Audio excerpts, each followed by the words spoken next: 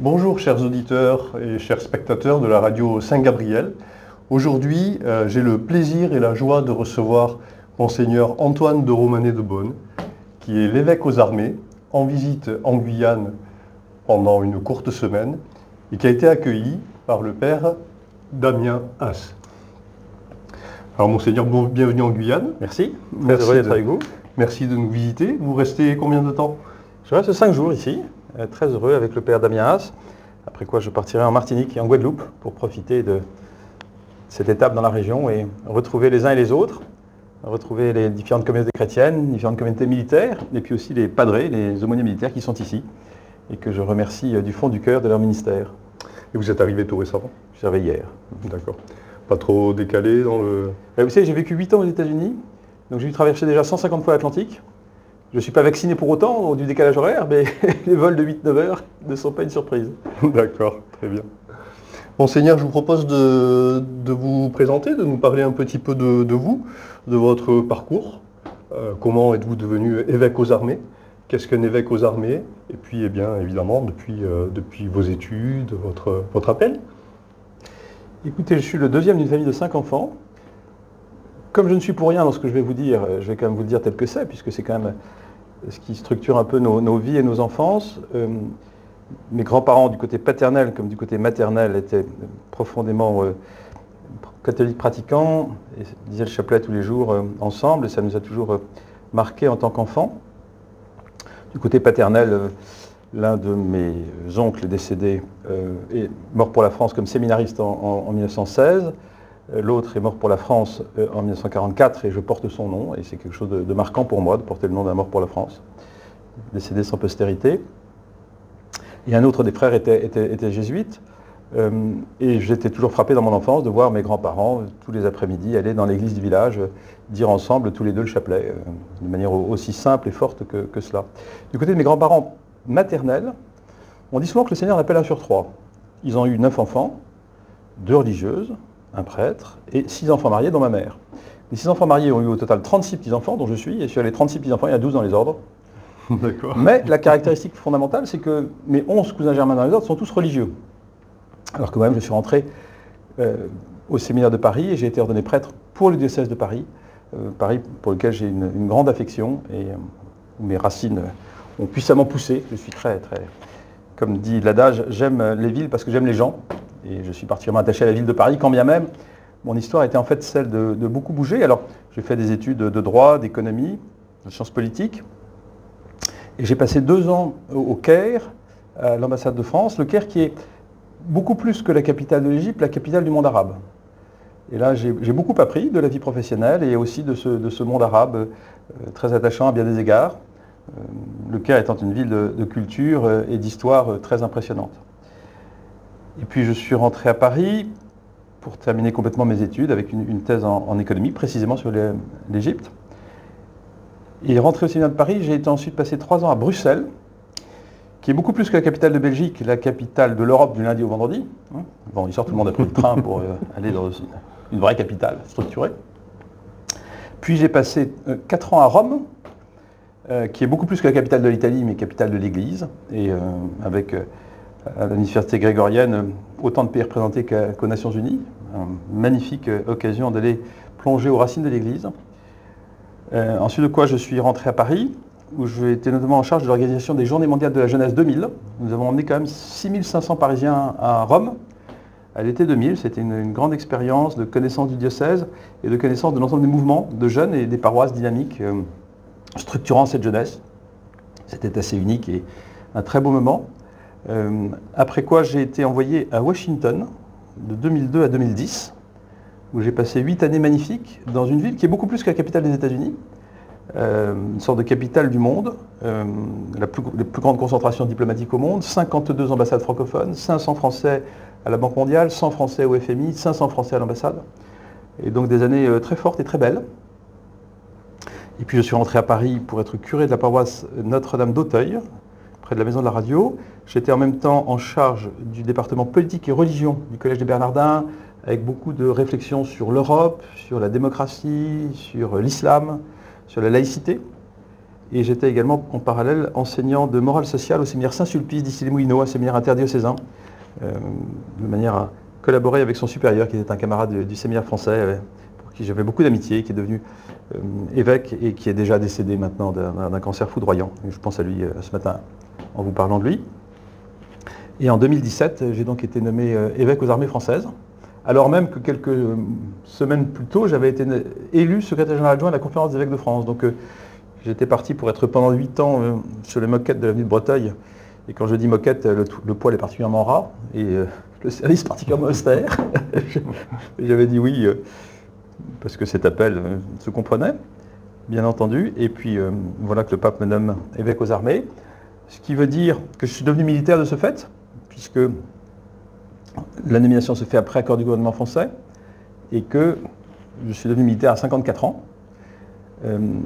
Et c'est donc que je suis l'aumônier en chef des armées françaises, du culte catholique, en charge aussi bien de l'armée de terre, que de l'armée de l'air, que de la marine, que de la gendarmerie, que des pompiers de Paris et de Marseille, que des services de sécurité civile ou de tous les services de renseignement, et ça dans le monde entier, dans un diocèse assez extraordinaire où le soleil ne se couche jamais, et qui présente comme caractéristique d'avoir une multitude de questions tout à fait passionnantes.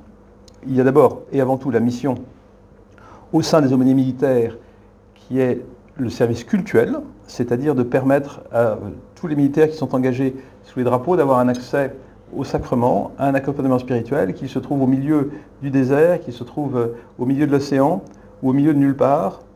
Merveille que de pouvoir avoir un accompagnement spirituel, et la loi française le prévoit de la manière la plus claire, depuis que se sont mis en place les lois régulant les cultes et la nation. Le deuxième point du service de l'aumônier militaire, c'est l'accompagnement moral et humain, pouvoir écouter avec bienveillance, avec sollicitude, tous ceux qui le souhaitent, quel que soit leur culte ou leur conviction, leur absence de conviction, mais de pouvoir, hors hiérarchie, dans une totale confidentialité, mais avec une bonne connaissance des réalités militaires, des réalités du service, de toutes les contraintes qui sont spécifiques à la condition militaire, de pouvoir écouter, accueillir, soutenir ceux qu'ils souhaitent, dans une dimension de totale gratuité et de pure bienveillance.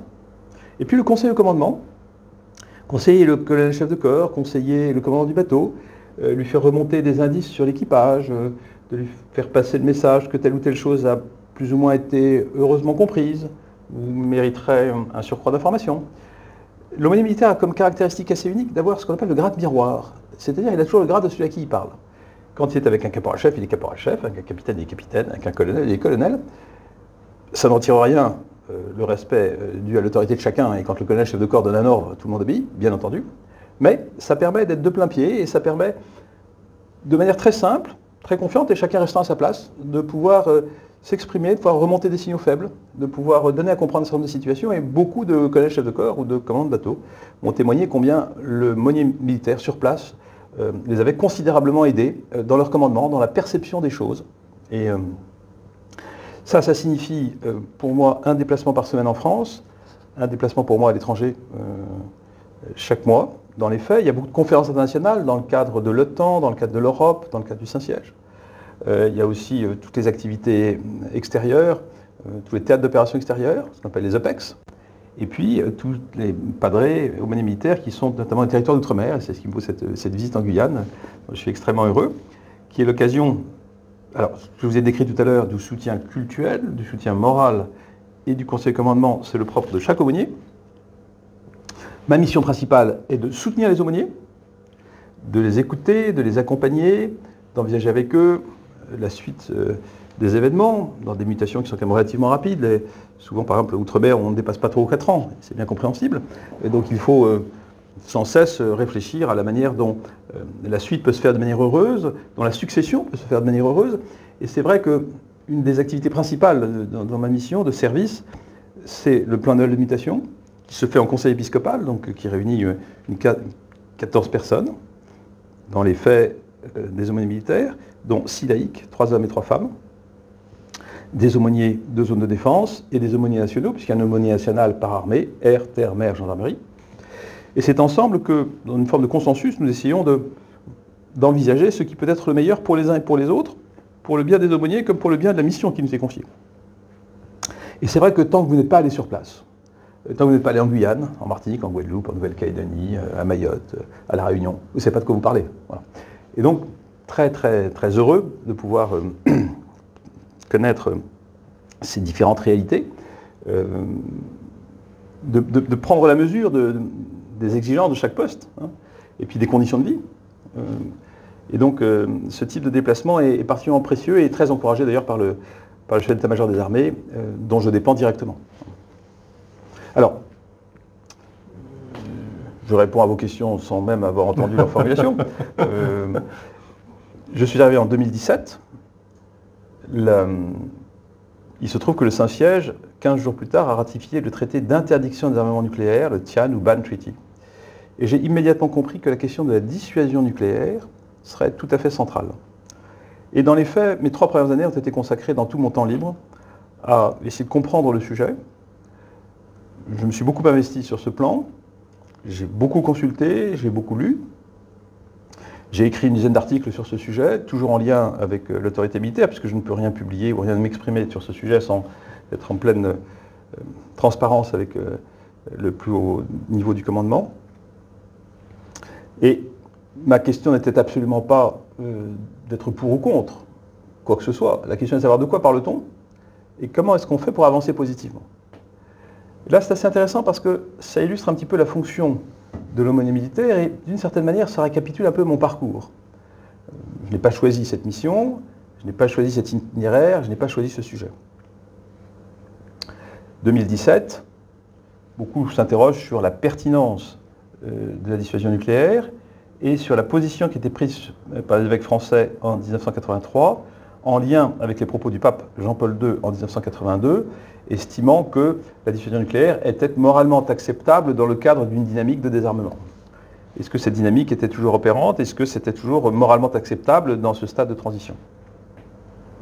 Cette question m'a donné l'occasion d'aller me rendre sur le terrain, au plus près des réalités techniques, opérationnelles, bénéficiant sur ce plan d'une situation assez unique, puisque, et au fond en parlant de cette question à vos auditeurs et en m'exprimant sur ce sujet, je leur donne à toucher du doigt un petit peu ce qui fait la spécificité de ma fonction et aussi de mon itinéraire par certains côtés, donné par la Providence, c'est que vous avez actuellement 5 États officiellement dotés de l'arme nucléaire, au sens du traité de non-prolifération, le traité signé en 1968 et le plus signé au monde après la Charte des Nations Unies.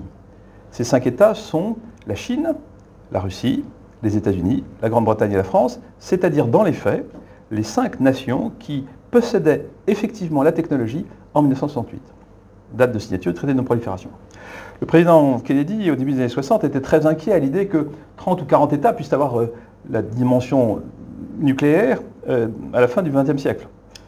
Et donc le but du traité de non-prolifération était de stabiliser à 5 États membres, 5 États, la possibilité de détenir cette arme. Tous les autres États signataires s'engageaient à ne pas en prendre possession. Tous s'engageaient à un effort de désarmement, sur tous les registres, notamment celui-là, et tous devaient pouvoir bénéficier de la technologie nucléaire pour des fins pacifiques et civiles, au plan notamment énergétique, comme au plan médical.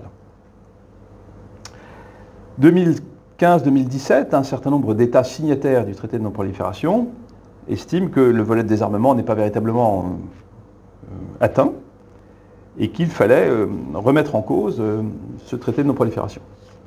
5 États donc officiellement dotés de l'arme nucléaire. Dans les faits, 3 seuls de ces États ont un évêque aux armées catholiques. Les États-Unis, la Grande-Bretagne et la France.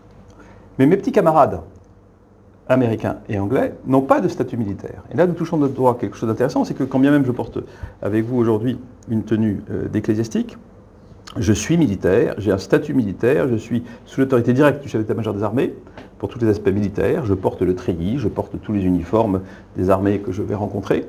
Et ce statut militaire est assez unique parce que cela donne précisément de pouvoir comprendre et articuler cette dimension, d'avoir accès à un certain nombre d'informations, accès à l'intelligence et à la compréhension d'un certain nombre de choses, et donc, dans les faits, d'opérer une relation d'articulation entre, en l'occurrence, la France et le Saint-Siège.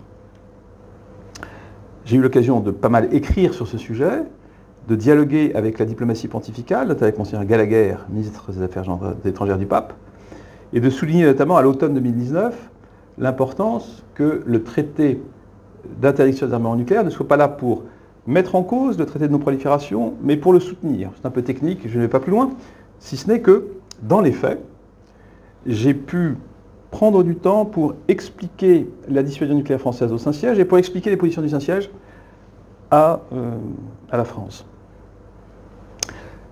Novembre 2019, le pape François s'exprime à Hiroshima et à Nagasaki. Je souscris toutes les phrases du pape François et je me réjouis des documents que j'avais pu remettre précédemment à la diplomatie pontificale. Le pape François s'est exprimé un dimanche. Il se trouve que la veille, j'avais une pleine page d'interviews dans le journal Le Monde et que le lendemain, le lundi, j'avais une pleine page d'interviews dans le Figaro.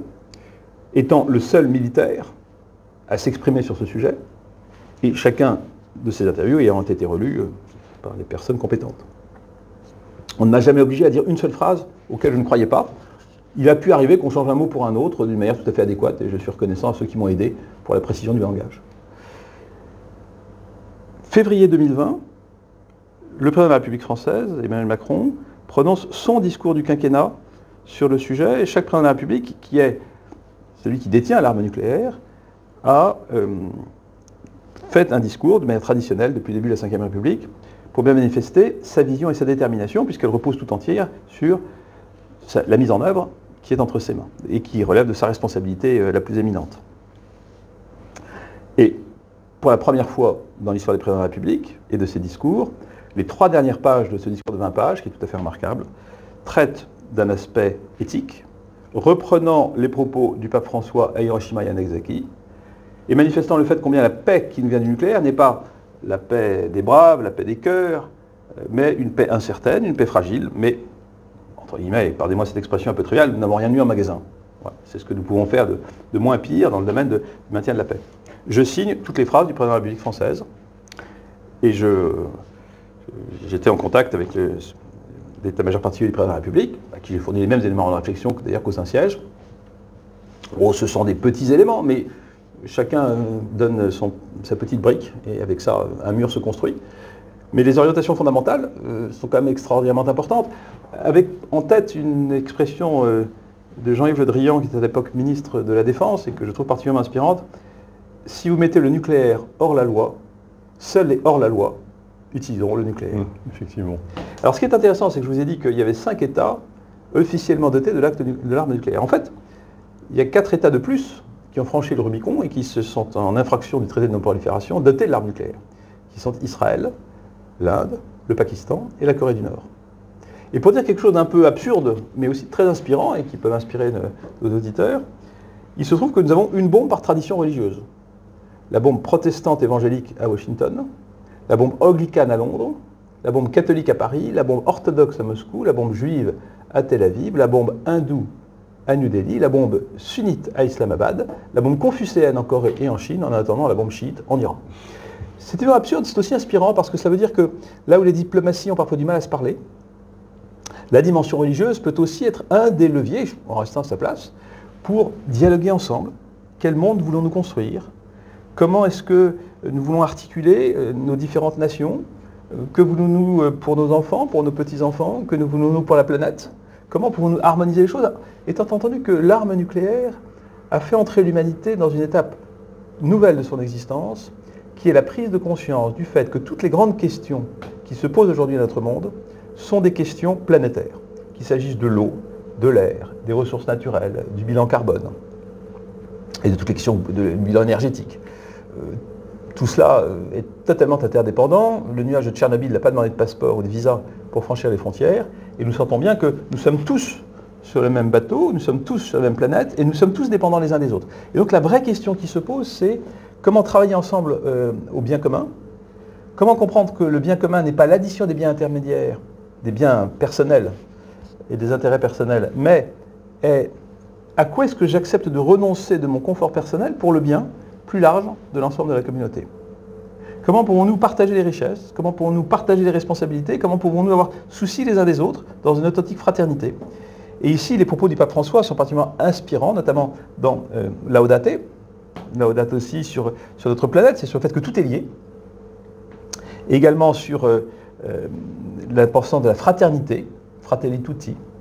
Et d'une certaine manière, elle est un peu provocante. On peut dire quand même que, à l'époque où nous nous trouvons, jamais nous n'avons autant réalisé combien nous sommes tous interdépendants sur cette planète, combien toutes les questions nous sont en commun, et combien c'est un peu la fraternité ou la mort.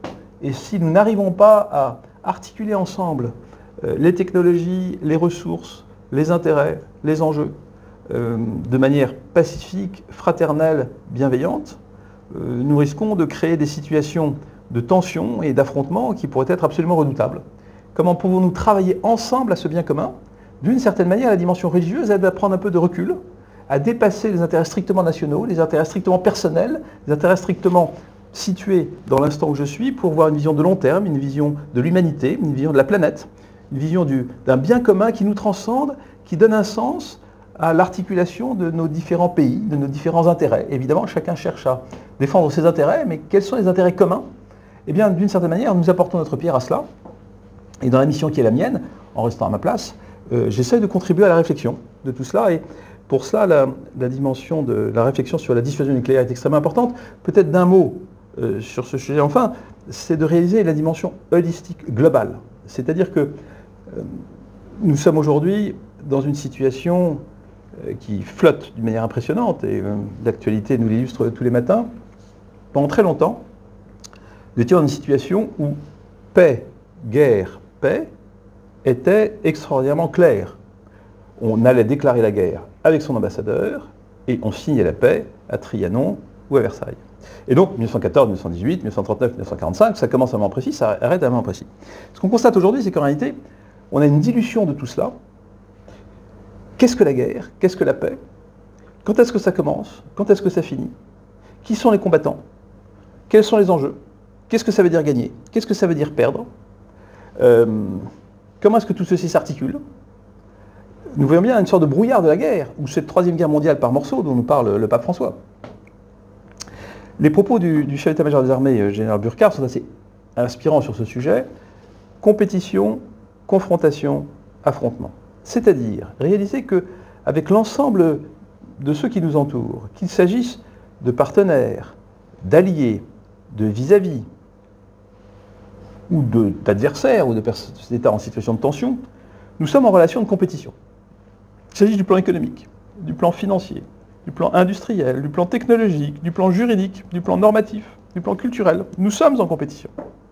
Pour la France, nous sommes en compétition avec l'Angleterre, avec l'Italie, avec l'Espagne, avec l'Allemagne, avec les États-Unis. Oui, nous sommes en compétition. Cette compétition peut virer à la confrontation, voire à l'affrontement. Et nous sentons bien que ce sont des curseurs qui sont ici dans une approche extraordinairement globale. D'une certaine manière, la question militaire n'est qu'une question seconde, des questions décisives, portées au plan politique, au plan économique, au plan industriel d'un État, et sont l'expression de la manière dont une nation porte un certain nombre d'idéaux, de fondamentaux, et entend les conserver et les mettre en valeur. Mais nous ne pouvons pas réfléchir en dehors d'une dimension globale, et d'une certaine manière, en restant à leur place, les aumôniers militaires aident à réfléchir, oserais-je dire à dézoomer, pour ne pas voir l'aspect sous un angle strictement technique, et ça m'avait beaucoup frappé dans la réflexion sur le nucléaire, ou se focaliser sur le fait que l'arme est dangereuse. Ben oui, c'est dangereux, c'est même fait pour ça, c'est même très très dangereux. Le sujet n'est pas là. Le sujet est pourquoi est-ce que je voudrais détruire totalement une autre nation? Qu'est-ce que ça veut dire? Qu'est-ce que je porte dans mon cœur? Qu'est-ce que je veux construire? Quelle est la signification profonde? Et donc si je ne prends pas une vision globale du sujet, mais si j'en tiens à une dimension strictement technique, en fait, je suis condamné à être totalement aveugle sur les véritables enjeux. Donc tout ceci contribue. Alors ce qui est intéressant dans cette affaire du nucléaire, où je termine là, c'est que d'une certaine manière, par les circonstances et par la providence telle qu'elle fait les choses, sans qu'on ne lui ait rien demandé à titre personnel, ça vient articuler une relation entre les armées, la situation politique internationale, le Saint-Siège. Il se trouve que je suis évêque, et donc nommé par le pape, en charge de ces responsabilités que je n'ai pas choisies, mais avec donc un accès assez simple et privilégié avec toutes les structures du Saint-Siège et la diplomatie pontificale. Il se trouve que j'ai une vraie expérience internationale, puisque j'ai quand même passé 17 ans de ma vie dans des capitales étrangères. Il se trouve que j'ai beaucoup travaillé les questions de laïcité, Il se trouve que j'ai un bagage en études juridiques, économiques, qui me donne de comprendre un petit peu ce dont il s'agit. Et c'est un peu cette alchimie de tout ça qui permet de faire du go-between, qui permet d'articuler les différentes réalités, de faire que les gens se parlent, se mettent en tension, en relation. Et donc ce double aspect de ma fonction d'évêque aux armées françaises nommé par le pape, et de ce fait d'aumônier en chef du culte catholique nommé par le ministre des Armées, illustre de manière impressionnante et simple la manière dont, dans cette fonction, et dans une loyauté totale avec ceux qui m'ont nommé, aussi bien le pape que le ministre des Armées, je peux être un élément de dialogue, de compréhension, d'interaction, permettant de mieux comprendre et de fluidifier les réflexions sur un certain nombre de sujets tout à fait décisifs, puisqu'il en va quand même, malgré tout, de la paix, il en va de la prospérité, il en va de l'union des nations.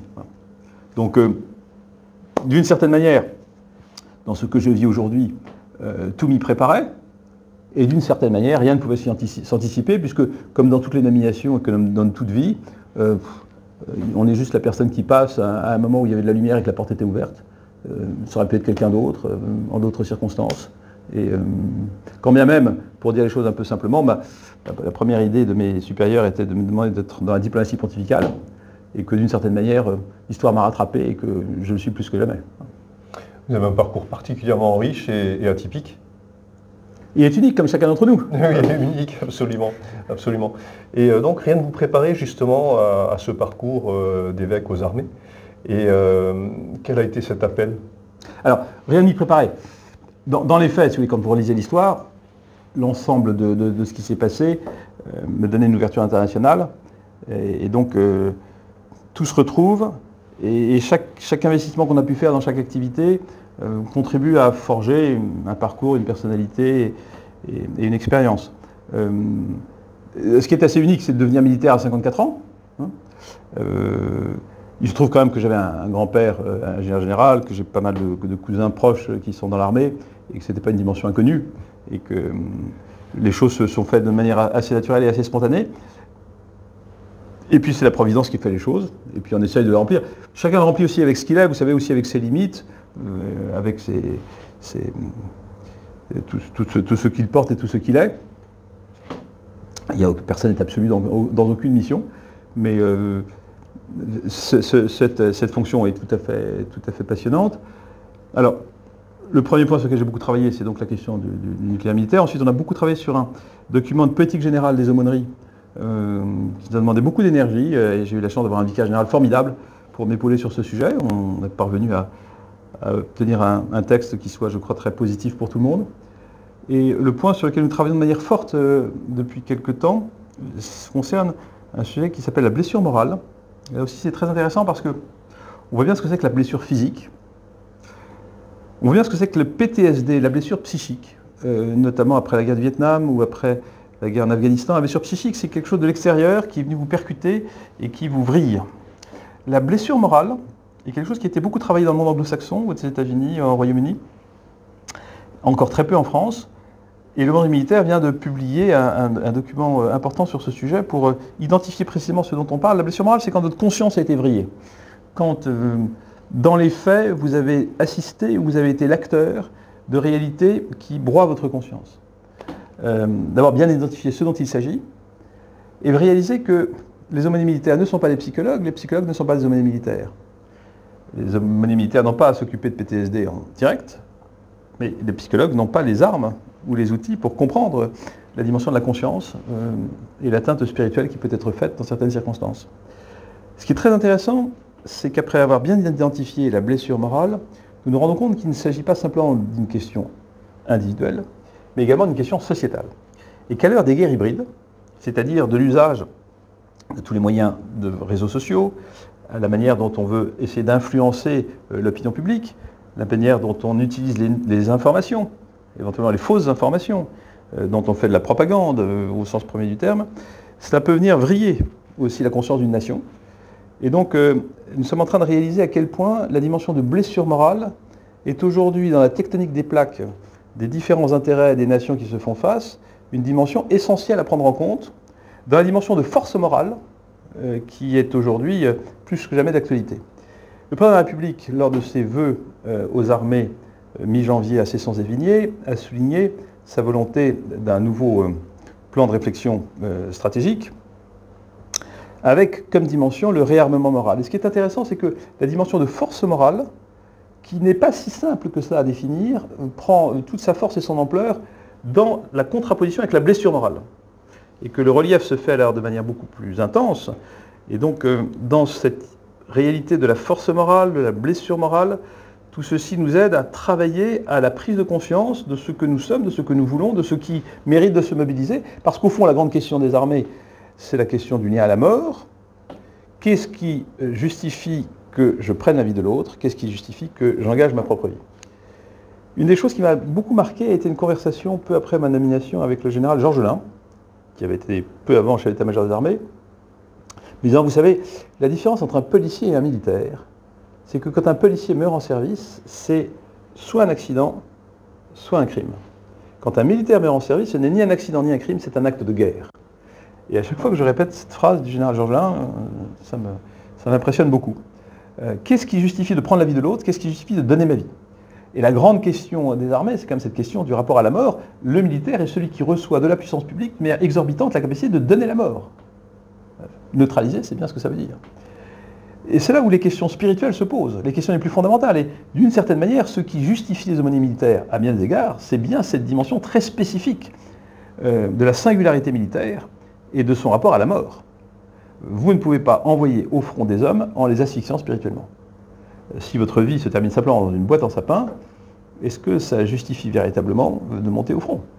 Qu'est-ce que ça veut dire? Qu'est-ce que vous défendez? Qu'est-ce qui est essentiel?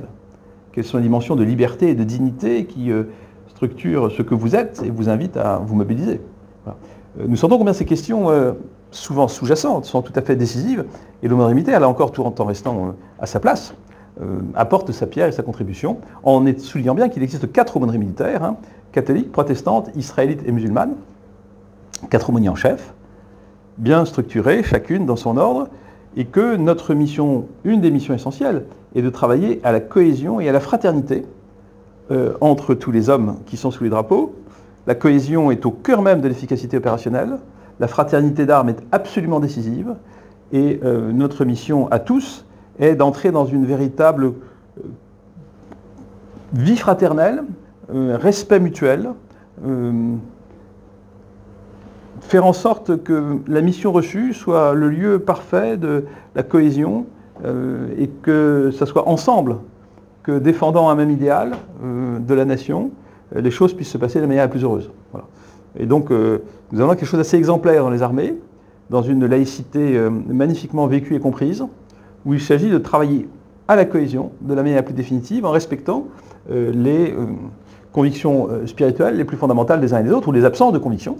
Lorsque je suis avec mon camarade, que nous bivouaquons ensemble dans le froid ou dans la chaleur, lorsque nous allons monter ensemble au front, tu me couvres et je te couvre, je ne te demande pas quelles sont tes opinions philosophiques ou religieuses, tu ne demandes pas les miennes. Nous sommes ensemble dans cette fraternité, dans la mission reçue, et c'est ensemble que nous allons nous soutenir dans une fraternité, dans les faits, assez exemplaire. Voilà, et nous contribuons à cela, chacun à notre place. Merci Monseigneur. J'aimerais que nous évoquions l'aumônerie militaire de Guyane avec le père Damien. Donc les spécificités un petit peu, la particularité. Un aumônier militaire n'a pas de paroisse? Non, c'est le caractéristique d'une paroisse, c'est d'avoir un territoire donné. Voilà, d'un côté de la rue, c'est la paroisse un tel, de l'autre côté de la rue, c'est l'autre paroisse. L'aumônerie militaire n'est pas basée sur une territorialité, mais sur des personnes. Voilà, donc ici, en Guyane par exemple, l'aumônerie militaire catholique a la responsabilité d'environ 5 000, 6 000 âmes, qu'on appelle des ayants droit. Donc c'est aussi bien des militaires d'actifs, des militaires de réserve, les époux, les épouses, conjoints, les enfants, et 5 000 personnes qui sont réparties sur un grand territoire, quand même, qui va donc vous connaissez très bien la Guyane, de Saint-Georges de l'Oyapock jusqu'à Saint-Jean-du-Maroni, en descendant jusqu'à Maripasoula, passant par Kourou, Cayenne, et évidemment tous les postes isolés en forêt profonde où nos soldats œuvrent pour le maintien du territoire. Merci beaucoup, Père. Et si vous voulez, je me permets d'ajouter mon grain de sel. C'est assez exemplaire de la diversité des missions ici réunis dans une seule et même responsabilité. C'est-à-dire que beaucoup d'hommes militaires sont affectés à un régiment particulier, un régiment de troupes de marine, un régiment de légion étrangère, un régiment d'artillerie, de cavalerie.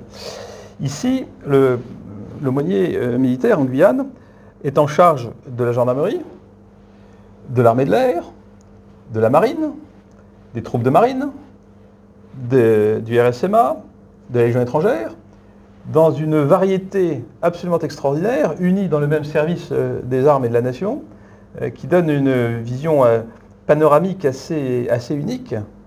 Et la fonction du père Damias ici est absolument passionnante par ce regard d'ensemble et cette capacité aussi, par l'expérience du père Damien, de compréhension spontanée de ce que vivent les uns et les autres, des exigences de leur mission, des contraintes de leur mission. Il s'agit avec souplesse et pragmatisme de s'adapter au rythme des uns et des autres, aux contraintes spécifiques de la vie militaire, dans une approche, encore une fois, panoramique, tout à fait exceptionnelle. Cette mission est à la fois très exigeante et très enthousiasmante, et je saisis cette occasion pour dire ma gratitude pour la manière dont le père Damias s'est investi dans cette mission, et je sais que beaucoup ici en Guyane apprécient beaucoup sa présence, et je me joins à cette joie de savoir combien il est investi avec fruit dans cette belle et enthousiasmante mission. Merci Monseigneur. Monseigneur, est-ce que vous aurez le temps de visiter toutes ces âmes en 5 jours? C'est énorme. Alors, naturellement pas les 5000, mais le programme fait par l'aumônier Damien Haas est tout à fait remarquable, et donc c'est l'occasion de visiter un certain nombre d'emprises, de voir un certain nombre de responsables, de pouvoir échanger. Ma responsabilité, à l'heure où je vous parle, n'est pas d'accompagner chacun d'une manière individuelle. Je suis incapable d'accompagner quelqu'un vers le baptême ou d'une préparation au mariage pour une question de temps et aussi pour une question géographique. C'est-à-dire que personnellement, je suis un pigeon voyageur, je passe mon temps une valise à la main à passer d'un lieu à l'autre. Mais ce que me permet cette réalité de voyage constant, c'est d'agréger une très grande diversité d'expériences, de retours, de situations extraordinairement diverses, qui me permettent de faire ma propre synthèse et qui me permettent au niveau du commandement, c'est-à-dire à Paris au niveau du chef d'état-major ou au niveau du ministre lui-même, d'échanger sur ce que je peux comprendre, sur ce que je peux voir, encore une fois en restant vraiment à ma place. J'apporte ma pierre, qui est une pierre parmi d'autres, mais qui, je crois, a son importance. Et donc la diversité de ces rencontres permet d'exercer le conseil de commandement à Paris, pour ce qui me concerne, ou avec les différentes instances que je peux rencontrer, qu'il s'agisse du Conseil d'État dans son étude de la dimension militaire, qu'il s'agisse des assemblées parlementaires avec les commissions parlementaires de l'Assemblée nationale ou du Sénat, qu'il s'agisse de la DGA, des industries de défense. Toutes les rencontres permettent de se forger une opinion et d'échanger, là aussi avec simplicité, en tête-à-tête, sans formalisme, ce que l'on peut ressentir, ce que l'on peut apprécier, et de contribuer ainsi au bien de tous à la mesure dont on peut le comprendre. J'imagine que vous avez un programme de visite bien établi, donc à partir de demain, certainement, vous allez vous déplacer en Guyane. Eh bien écoutez, je crois que les kilomètres ne vont pas manquer. Voilà. Surtout demain, nous partons à Dorlin. D'accord. Dorlin, c'est en pleine forêt, qui a été l'occasion de 2 fois dans l'histoire récente de drames, notamment le décès du gendarme Arnaud Blanc, il y a 2 ans. Voilà, alors comme cela fera 2 ans dans quelques jours, eh bien, j'ai choisi ce point en pleine forêt pour aller à la rencontre des soldats qui œuvrent sur ce poste isolé. Et puis après, ça sera des visites dans les grandes unités. Voilà, nous irons mardi à Saint-Jean-du-Maroni. Mercredi, nous serons au 3e REI. Cet après-midi, Monseigneur célébrera des baptêmes et des confirmations d'adultes à Saint-Paul. Et lundi après-midi, nous serons avec le 9e RIMA. Et nous clôturerons la visite de l'évêque jeudi matin, encore avec le 9e RIMA, pour faire une conférence sur l'éthique dans les guerres actuelles. Donc un programme effectivement dense qui va nous faire des kilomètres, mais pour le bien des âmes. Merci Père. Monseigneur, vous qui avez beaucoup voyagé, la Guyane, trouvez le territoire comment? Écoutez, c'est un territoire magnifique. Comme vous le savez, c'est la plus grande frontière territoriale de la France avec le Brésil, cette réalité de l'Amérique latine qui est tout à fait considérable.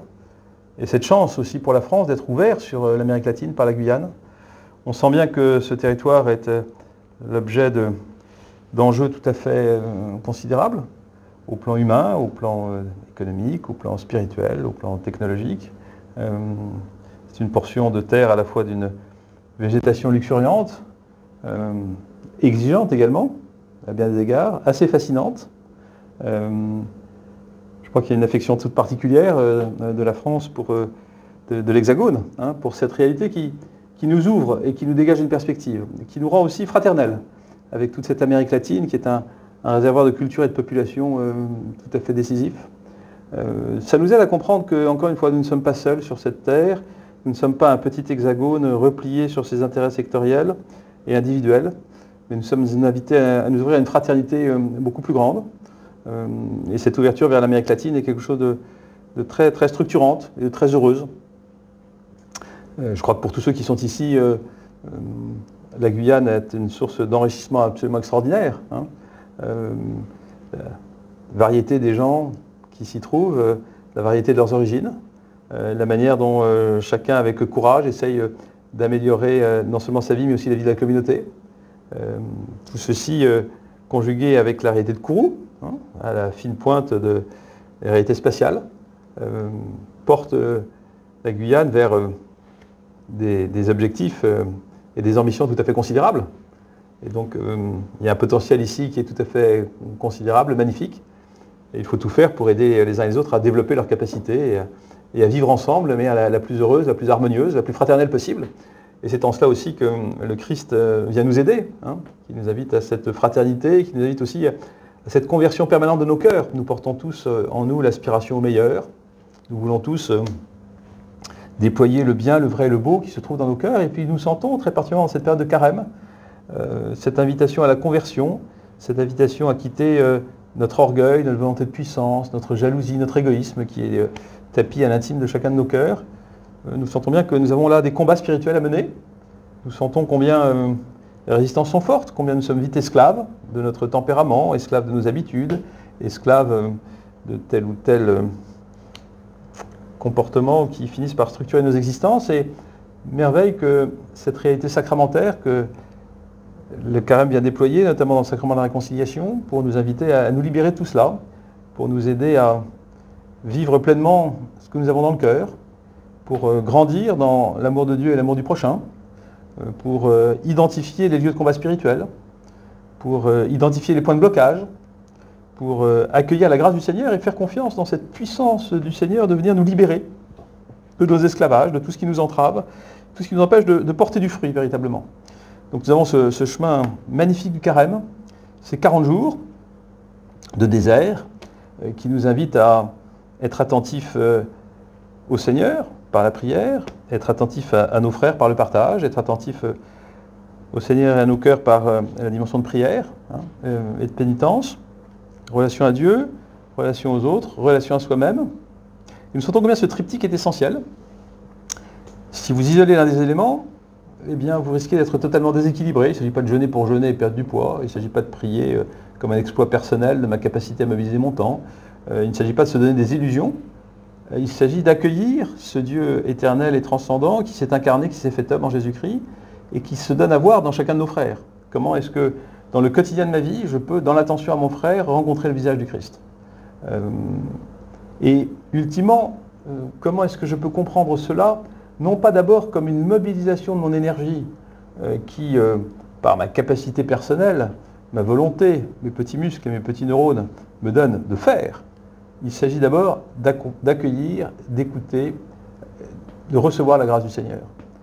Et je crois que c'est ça un des éléments fondamentaux qui, pour moi, me frappe, si vous voulez, dans cette période du carême, où très spontanément, nous aurions tendance à faire. Alors, nous savons prendre des résolutions, nous allons faire, prendre du temps pour prier, nous allons faire, nous occuper d'un peu plus de charité, et nous occuper un peu plus de nos frères. Il s'agit d'abord de recevoir. Il s'agit d'être dans l'action de grâce, avec la bonne induction. Action de grâce, c'est le sens du mot Eucharistie. Et c'est au cœur de la vie chrétienne. Sauf que, dans les faits, action de grâce nécessite d'être bien compris. Si je pars de action, ça me plaît assez, parce que quand j'agis, je maîtrise, je décide, je commande, je structure, je gère. Ça me va très bien. Grâce, c'est le don gratuit.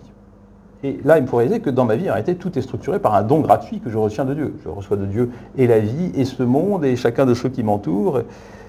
Dieu le premier nous fait confiance, Dieu le premier nous espère, Dieu le premier nous aime. Voilà.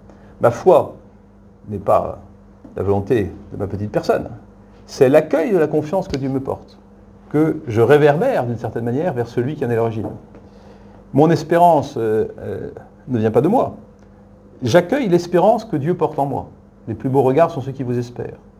Et dans ce jubilé de l'espérance, il faut que je comprenne que ce à quoi j'espère de la manière la plus fondamentale, c'est-à-dire la vie éternelle avec Dieu, c'est bien distinct de l'espoir qui structure mon humanité. J'ai l'espoir que cette interview va se dérouler de manière sympathique. Et c'est en train de se dérouler, je vous en remercie. Ça dépend un peu de moi quand même. J'ai l'espérance de la vie éternelle, ça dépend de Dieu. Eh bien, ma vie spirituelle, c'est d'abord d'accueillir ce qui vient de Dieu. Seul Dieu peut me donner cette vie éternelle avec lui. Et la charité, le nom divin de l'amour, Dieu le premier nous aime, nous dit Saint Jean, de manière magnifique et bouleversante.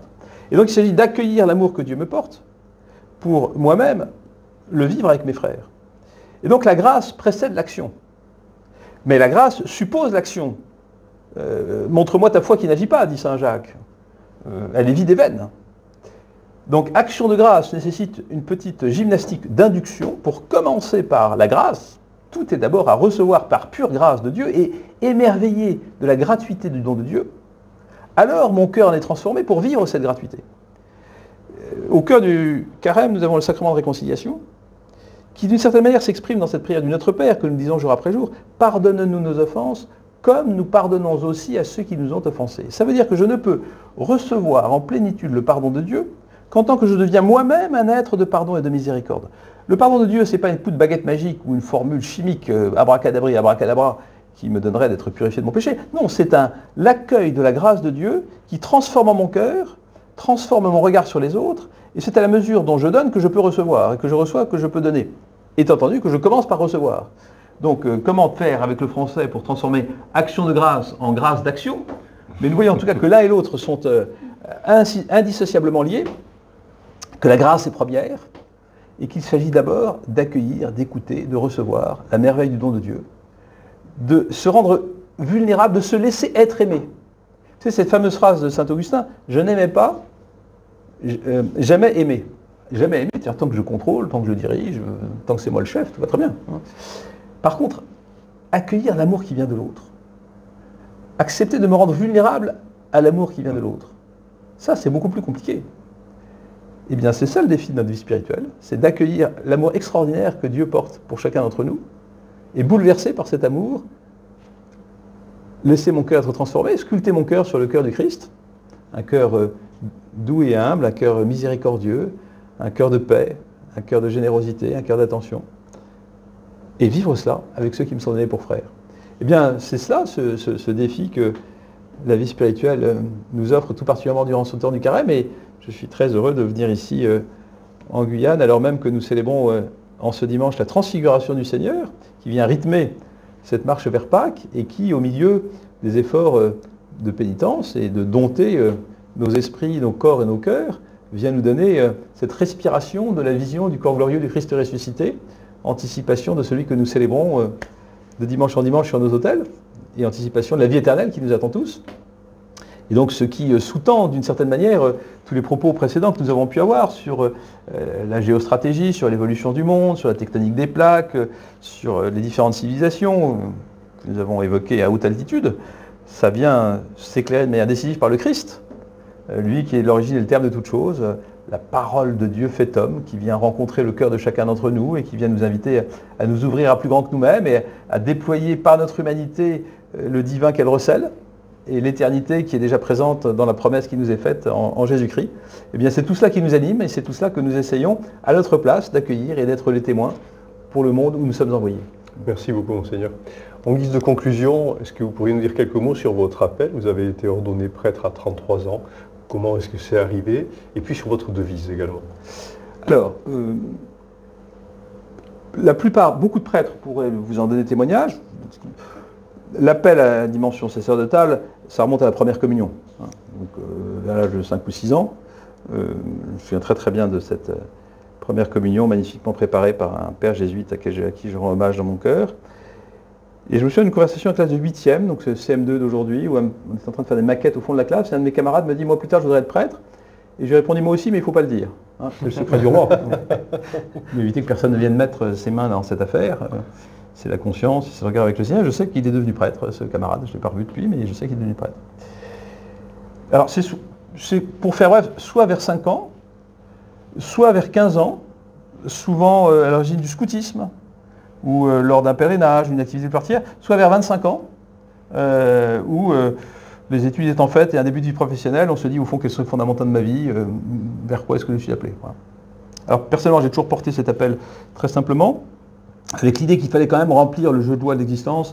Commence par passer ton bac, mon petit, et puis ensuite essaye d'avoir un diplôme un peu correct qui te donne une vraie liberté en fait. Et je rends grâce pour ces études que j'ai pu faire à Sciences Po Paris, et puis ce doctorat d'économie qui me permettent de lire les journaux en comprenant à peu près ce que je lis. Voilà. Et puis je suis rentré au séminaire juste après mon service national et la maison Saint-Augustin à Paris, dans le diocèse de Paris. Pour moi, la vraie question, c'est de savoir où rentrer en fait. Et donc, j'ai été faire un peu comme les enquêteurs du guide Michelin, si vous voulez. Hein. J'ai été dans différentes communautés religieuses, j'ai été dans les ordres cloîtrés, dans des ordres missionnaires. Le business model de la famille, comme je vous l'ai expliqué, c'était plutôt la vie religieuse. Hein. Et puis, je me suis rendu compte, en étant un dimanche après-midi, très loin de Paris, en train de marcher avec une communauté religieuse dans des sommets enneigés, que ma place était à Paris. Voilà. Je suis donc devenu séminariste du diocèse de Paris, prêtre du diocèse de Paris, ordonné en 1995 à Notre-Dame. Et il se trouve que je suis le dernier évêque à avoir été ordonné sous les voûtes du XIIIe siècle de Notre-Dame de Paris. Oui. De même que j'ai salué le pape François le 12 février dernier, ce qui était la dernière audience qu'il a donnée jusqu'à présent, et que j'étais le dernier évêque à le saluer. C'est un simple enchaînement de circonstances qui font cela. Et donc, voilà, très attaché à ce beau diocèse de Paris, et laissant les choses se faire et se déployer. Donc j'ai fait mes études à Bruxelles et à Rome. C'est clair que la dimension internationale est un peu structurante dans mon existence. Une dimension familiale qui n'est aussi pas neutre, puisque j'ai un frère prêtre et 2 sœurs religieuses, rentrées dans les ordres chez Bénédictine. Et donc c'est un élément important aussi dans mon existence. Vous savez, je crois que le Seigneur vient frapper à la porte de beaucoup de peurs, de beaucoup de cœurs, et que l'important, c'est de se dire que n'ayons pas peur. Et puis, pour le dire aussi simplement, j'ai toujours été très intéressé par la vie publique, par le service de l'État. Et en d'autres circonstances, je crois que j'aurais aimé être dans la fonction publique au service de mes concitoyens, dans telle ou telle fonction territoriale ou internationale. Et j'ai eu l'occasion, dans le cadre de Sciences Po, d'approcher de près la présidente de la République, faire un gros travail sur la communication à l'Élysée durant la première année du septennat de François Mitterrand, dirigé par un certain Jean-Pierre Raffarin, qui sera plus tard Premier ministre, et avec qui je suis toujours en lien respectueux et amical. Jean-Pierre Raffarin, qui, après avoir dirigé un mémoire il y a maintenant presque 40 ans à Sciences Po, sera notre prochain conférencier à Lourdes pour le pèlerinage militaire international, une activité extraordinaire, 15 000 hommes, 40 pays, unique au monde, pour prier pour la paix.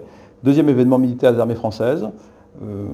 Et Jean-Pierre Raffarin, ancien Premier ministre, fondateur des Leaders pour la paix, et qui viendra donner une conférence spécialement sur ce sujet. Vous voyez, rien ne se perd, tout se retrouve, et c'est extrêmement sympathique. Et donc, je me souviens très bien, j'étais en 2e année de Sciences Po, j'avais 19 ans, et j'ai eu l'occasion d'avoir une vingtaine de rendez-vous à la présidence de la République. Et je me souviens d'un entretien avec Jean-Claude Colliard, qui était à l'époque directeur de cabinet du président de la République, que j'ai retrouvé d'ailleurs 30 ans plus tard chez des amis. Et Colliard expliquant que toutes ces années de militantisme pour le travail qu'il avait à faire dans la mission qui était la sienne, il se demandait si c'était un investissement bien placé. Et là, je me suis dit que finalement, la suite du Seigneur était un petit homme de premier plan par rapport à beaucoup d'autres. Et l'expérience des quelques années qui viennent de s'écouler depuis l'âge de mes 20 ans me confirme dans le fait que le service du Seigneur vient vous combler. Et je pense qu'aucune des missions qu'aurait pu me confier l'État français n'aurait été aussi exaltante et enthousiasmante que celle que je reçois à la fois de l'Église et de l'État. Et donc cette conjugaison est particulièrement fructueuse. Et je rends grâce à la Providence pour cette articulation et cette alchimie dont je suis heureux d'être celui qui bénéficie de la grâce et qui essaie de la mettre en action à la mesure de ses pauvres moyens. Caritas Justitia et Pax. Alors, Charité, Justice et Paix. Vous avez raison, beaucoup d'évêques prennent comme devise une citation de l'Écriture. Personnellement, j'ai toujours été très marqué par le Conseil pontifical Justice et Paix. Lorsque j'étais à Rome, j'ai travaillé un mémoire sur les conférences du Caire et de Pékin, un gros travail sur la conférence du Caire, la conférence sur la population et le développement. J'ai beaucoup travaillé à l'époque avec les institutions nationales, avec notamment les Nations Unies. Et donc justice et paix, ça a été toujours quelque chose d'impressionnant. Il n'y a pas de justice sans paix, il n'y a pas de paix sans justice. Et donc ça marche ensemble. Et la charité, elle est première. La charité, c'est le nom divin de l'amour, c'est la manière dont Dieu nous aime, c'est la manière dont nous sommes invités à avoir nos cœurs touchés et transformés. Et donc, au moment de choisir une devise, ça m'est arrivé assez spontanément, comme évêque aux armées. Il s'agit bien de défendre la paix, parce qu'il s'agit de gagner la paix, il ne s'agit pas de gagner la guerre. Il s'agit de bien comprendre ce qu'est la paix, hein. La paix des cœurs, la paix des frères, la paix spirituelle. Et donc, charité, justice et paix, c'est bien la charité qui est l'origine de toute chose. Elle se traduit, elle s'incarne dans la justice et dans la paix, pas d'une manière éthérée, pas d'une manière conceptuelle, mais d'une manière très concrète et très pratique. Et donc, et puis à titre personnel, je suis adepte des temps ternaires, quoi qu'il arrive. Donc mes paroissiens, pendant 15 ans, ont eu sur leur feuille paroissiale, chaque semaine, un plan en 3 parties, 3 sous-parties, qui explicitait ce que j'essayais de leur balbutier par le méli. Et donc, ces 3 aspects répondent à une didactique ternaire, qui est aussi celle du Père, du Fils et de l'Esprit. Et lorsqu'on y réfléchit à mes égards, beaucoup de choses se font dans cette réalité ternaire, qui est celle de la relation entre les personnes, qui est ce qui nous structure, ce qui nous donne d'être à l'image et à la ressemblance de Dieu, des êtres en relation qui, dans l'échange interpersonnel, trouvent leur pleine identité et leur plein déploiement.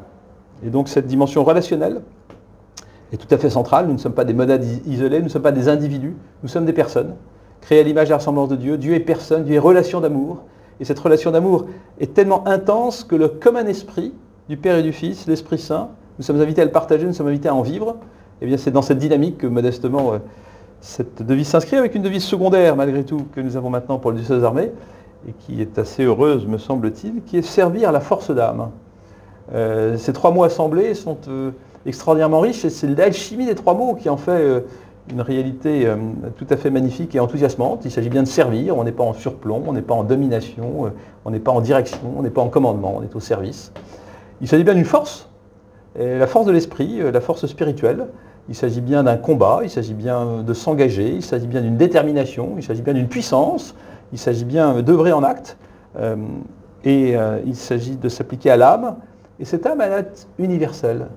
Nous sommes tous humains que nous sommes, composés d'un corps et d'une âme. Cette âme, c'est le lieu de la conscience, c'est le lieu de l'esprit, c'est le lieu de l'accueil, c'est de la communication, c'est de l'imagination, c'est le lieu de la richesse de la parole. Et c'est universel.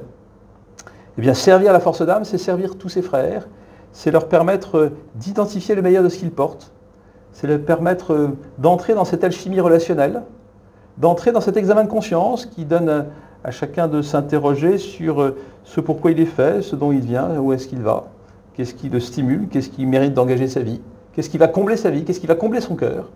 Et donc, qu'y a-t-il de plus bel adage que de tenter de servir la force d'âme, en restant là encore à sa place, hein.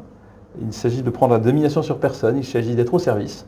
Et il s'agit d'être au service du meilleur, au meilleur de chacun et au meilleur de tous, y compris de celui qui me fait face, qui n'est pas spontanément mon ami, et pour qui je suis pour autant appelé à partager la vie éternelle, et quitte à partager la vie éternelle avec quelqu'un, autant bien s'entendre dès maintenant et établir une alchimie qui fera que cette éternité sera de lumière et de bonheur, ce que l'on souhaite à chacun de nos contemporains. Monseigneur, sur ces paroles essentielles, je vous propose de conclure notre émission. Merci beaucoup pour votre disponibilité. Merci pour votre venue en Guyane. J'imagine que vous allez avoir un rythme assez soutenu à partir de cet après-midi. Je vous souhaite un bon séjour. Eh bien, écoutez, merci beaucoup de votre accueil. Je salue vraiment tous les auditeurs, tous ceux qui auront le courage d'écouter l'ensemble de cet échange. Très très heureux d'être ici, vous dire combien chacun de nous est essentiel là où le Seigneur et la Providence l'a mis, et combien cette belle portion de la France qui se trouve ici en Guyane est tout à fait essentielle, combien les défis sont importants, et ceux qui habitent ici les connaissent mieux que moi, mais combien tout ceci est remis entre nos mains, et combien c'est l'aventure de chacune de nos vies que de déployer le meilleur de ce que nous sommes, déployer le meilleur de ce qui nous habite, non pas en pensant à nous, mais en pensant à tous les autres. Et c'est en pensant aux autres, en étant tourné vers les autres, que je crois qu'on a le bonheur le plus grand, puisqu'on est fait pour aimer et pour être aimé. Et plus nous déployons cette réalité fondamentale de nos existences pour nos frères, tous ceux qui nous entourent, tous ceux qui nous sont donnés pour frères, tous ceux que nous sommes capables d'établir comme prochains, eh bien, c'est bien cela qui dilate nos cœurs, jusqu'en cette éternité bienheureuse où le Seigneur nous attend chacun. Monseigneur, merci beaucoup. Père, merci. Chers auditeurs, merci pour votre écoute. Chers auditeurs et e-spectateurs, merci beaucoup pour votre écoute. Eh bien, je vous propose de vous retrouver très bientôt sur Radio Saint-Gabriel. Et je vous souhaite un très bon dimanche. Au revoir.